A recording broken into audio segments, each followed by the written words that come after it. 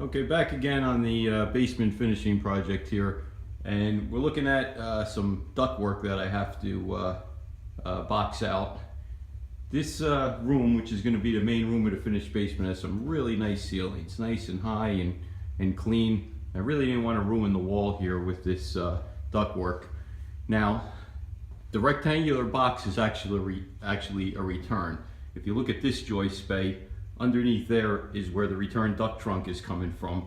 But upstairs, on the first floor, there's a return vent on this side of the wall. So they needed to put this, this can in so the air could come under there, across, and suck back into the furnace through the duct trunk, which comes under here, and that's the wider one that's closer to me, and it goes back to the furnace. This little loop with the round duct work is the vent. Now, I'm thinking when the house was originally built and the guy was fabricating the ductwork, he probably cut a hole in the trunk, the vent trunk over here, with his intention of coming down this entire joist bay and going up there, and that's my family room above it. However, if you go upstairs and you see where the existing vent is, you'll see there's an outlet there. So maybe the electrician did his work first and then the duct guys came in. I don't really know the order in which it was done. I would think the HVAC would have been put in probably before the electrical, but either way, obviously this looks like a mess up here, and he had to make this little loop to come underneath the joist instead of going right through this joist bay and coming over here. And again, if we're in this joist bay and we go straight and we come up and over, now it gets dark, but again, that's the return duct trunk, and then the next trunk is the vent. So he's tapped into here. What I'm gonna do is cut it out of there, patch that hole, run the line straight to stay in this joist bay, and just have a straight shot. Then I can sheetrock the whole ceiling. As far as this is concerned, I'm taking the gamble that I don't really need one extra return here, because if we go upstairs, you could see that there is a return vent right here on this wall here, but the family room is wide open, and a mere 6 feet away, here, I'll walk through the wall here. Again, the return trunk comes this way, and then it runs in this joist bay here. Right here, which is no more than 6 feet away, is another huge return vent. And then the last one for the first floor is at the end of the run over here.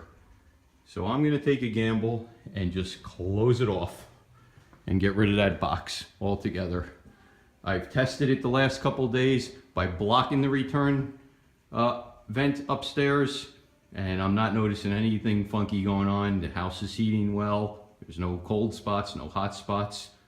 So I'm gonna take it out, take a shot. Okay, so I got that return box out, and you can see the side now. There is the return line. Get some light in there. So that's it. It's just cut out on the subfloor there, and that goes up into the wall. And then it had to come down where the box was, back up, and that's the whole return duct trunk in there. So I'm just going to take a piece of sheet metal, close it off, curve these tabs down. I'll drill a couple of holes right through the joist there just to let a little airflow get in. Nothing to ruin the integrity of the joist, but this way it won't be completely sealed off. And I'm going to go upstairs and show you how close the returns are, so why I really feel that this one is not necessary. Okay, so now I'm upstairs, and this is the family room right above the basement. And if you could understand, right below the fireplace is where the furnace is. That main duct trunk, both the return and the supply, come right through the floor here. We're talking just about the return here. And then when it gets to this wall, it branches off. That's a nice big register right there for a return.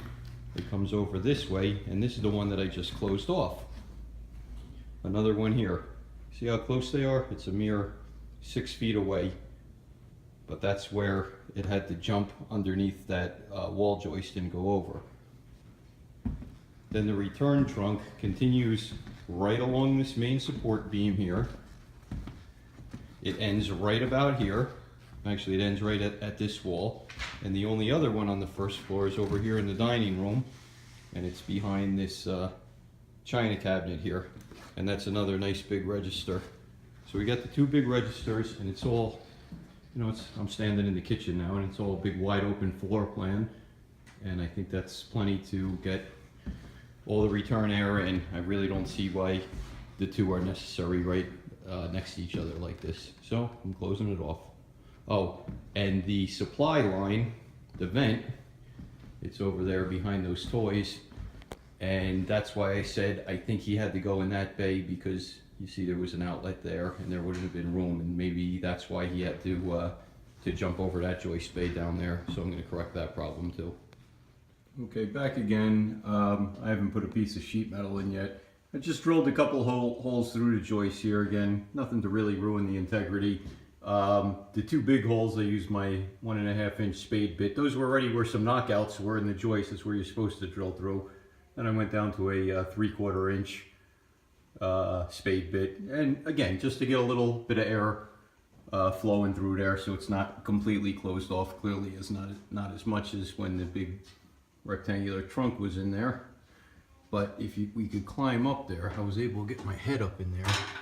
And let's look down the trunk a second. So if you could see, well, the flash is on. You could see there's a little bit of daylight, and I could actually see the soffit that I built it. There's part of the 2x3 that built the soffit. There's a bad seam in there, and then way in the back there you can see a little bit of daylight too.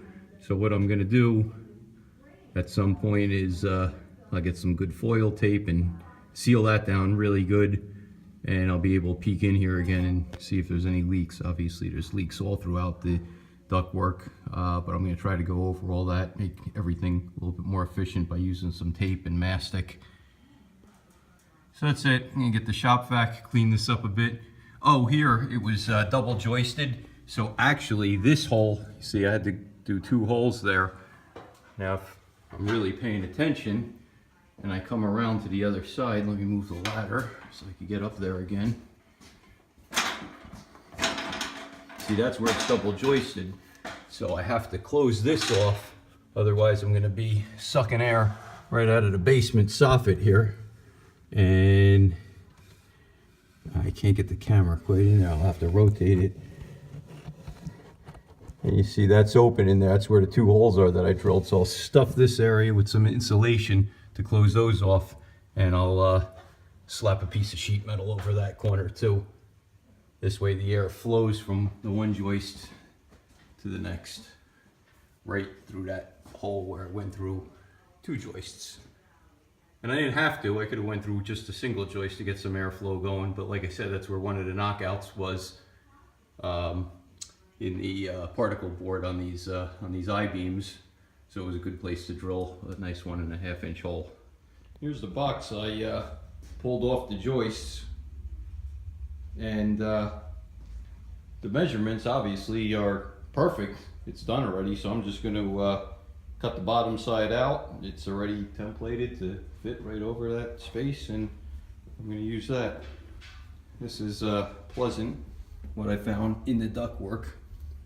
Little 1, 2, 3 little guys that died in there. Makes you wonder what else is going on in the ductwork. I guess that's why you have a service come and clean every once in a while. But anyway, when I stuck my head up in there and looked down the rest of it, it looked pretty good. I mean, other than some dust.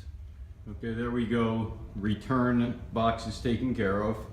So I just cut out the bottom of the box that was there, put it flush up against the joist, put a couple sheetrock screws in there to hold it in place.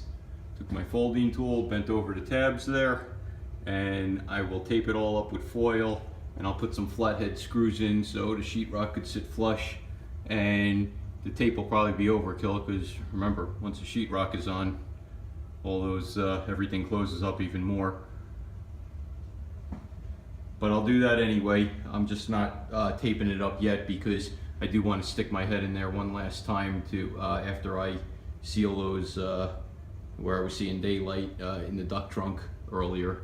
But I'm not going to get to that tonight. When I get to sealing them up, then I'll take this plate off again, stick my head in there, and see if it's complete darkness as I expect.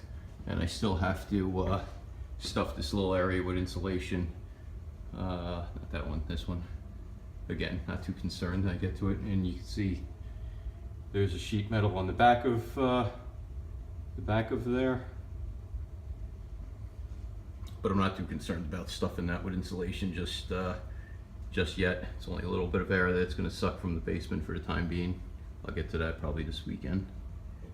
And I'll also this weekend, after I buy some more of this, I gotta get an elbow, I gotta see what I have to get. I gotta see the size of this. I think it's 6 inch, and then I'll take care of this issue as well.